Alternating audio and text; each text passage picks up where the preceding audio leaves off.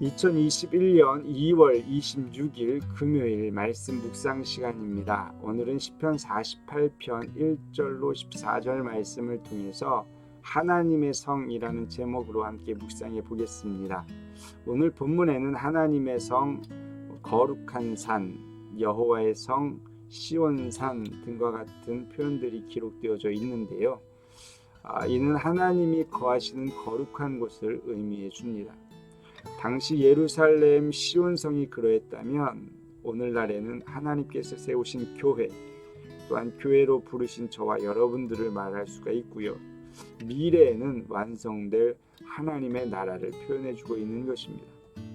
먼저 그 성과 산이 거룩한 이유는 하나님께서 임재하셔서 거하셨기 때문인 것이죠.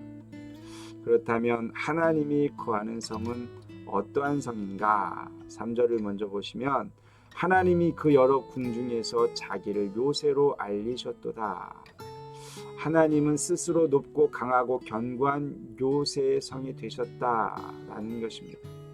따라서 하나님은 하나님의 성을 찾는 이들의 은신처, 즉 피난처가 되어주시는 것이죠. 그 요새가 얼마나 대단한지 많은 나라의 왕들이 힘을 합하여서 전진했지만 두려워서 도망갔다, 그렇게 기록해 줍니다. 4절 5절입니다. 왕들이 모여서 함께 지나갔으며 그들이 보고 놀라고 두려워 빨리 지나갔도다. 이 왕들이 얼마나 두려워했는지 그 두려움을 이어서 묘사해 주고 있는데요. 두 가지 이야기를 해줍니다. 첫 번째는 해산하는 여인의 고통과 같았다라는 거예요. 6절 보실까요?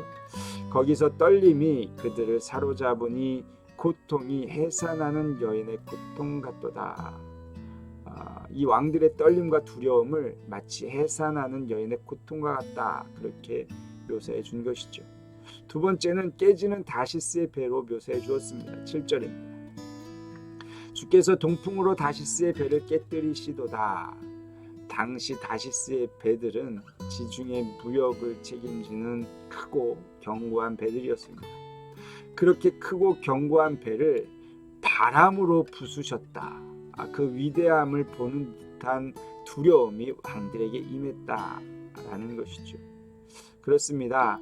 하나님이 임재한 성, 거룩한 산은 그 누구도 범접할 수 없는 견고한 요새인 것입니다. 저와 여러분들 삶 가운데, 또한 우리 교회 가운데 하나님이 임재하시면 세상이 범접할 수 없는 아주 크고 두려운 견고한 요새가 되는 것입니다. 하나님이 거하시는 성, 또 어떠한 성인가? 8절 보실까요? 우리가 들은 대로 만군의 여호와의 성, 우리 하나님의 성에서 보았나니 하나님이 이를 영원히 견고하게 하시리로다. 그 성은요, 만군의 여호와의 성, 하나님의 성으로 영원히 견고할 것임을 찬양했습니다. 잠시 잠깐의 견고함이 아니죠. 영원함을 이야기하는 것입니다. 하나님의 성은 영원히 견고한 성이기 때문에 하나님의 성에 있는 자들 또한 어떻습니까? 죽을 때까지 인도받게 되는 것이죠. 14절 말씀 보세요. 이 하나님은 영원히 우리 하나님이시니 그가 우리를 죽을 때까지 인도하시리로다. 하나님의 거룩한 성은 바로 우리를 죽는 그날까지 영원히 인도하시는 성이다 라는 것을 말씀해 줍니다. 그렇습니다. 하나님이 임재한 거룩한 성, 그 성은요 바로 우리의 피난처가 되는 것이고요, 또한 죽을 때까지 보호하시는 인도자가 되는 것입니다. 묵상하시겠습니다. 나는 이 시대의 교회로 하나님의 거룩한 성입니까? 하나님의 임재로 보호하신 뿐만 아니라 영원히 인도받는 거룩한 성이 될 수 있기를 소망해 봅니다. 기도하겠습니다. 하나님 감사합니다. 오늘은 말씀을 통해서 하나님이 임재한 거룩한 성, 견고한 성이며 그 견고함이 영원히 있을 것임을 말씀을 통해서 묵상했습니다.